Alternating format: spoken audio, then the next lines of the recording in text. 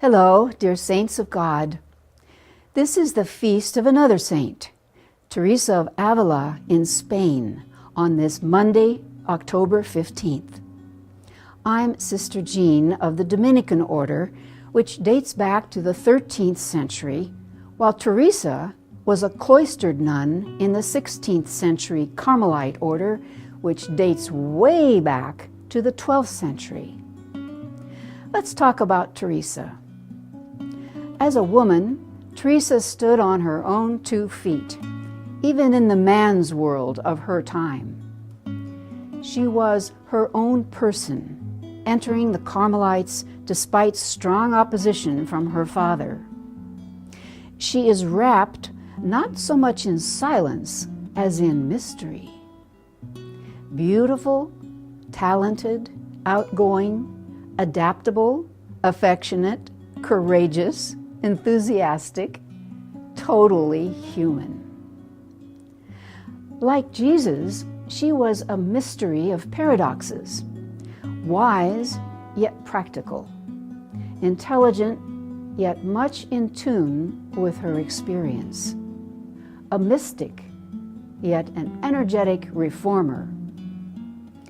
Teresa lived in an age of exploration as well as political, social, and religious upheaval, kind of like today. Although that exploration was on Earth, and much of ours is in space, or in quantum matter. Teresa was a woman for God, a woman of prayer, discipline, and compassion.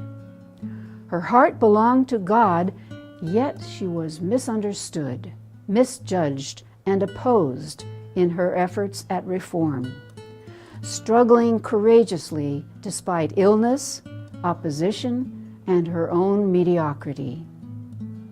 Her powerful practical writings on prayer were drawn from experience. Her Way of Perfection and The Interior Castle continue to help people grow spiritually even today. She was proclaimed a Doctor of the Church in 1970.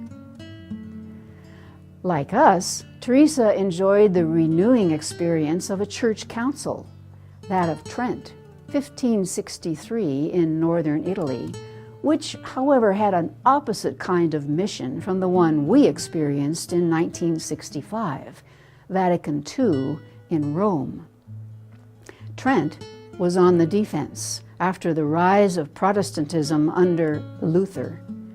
Vatican II was on the offense, revealing new approaches to 16 categories of church governance and life, which we are still unpacking 53 years later. Wikipedia says Teresa of Avila is the patron saint of headaches.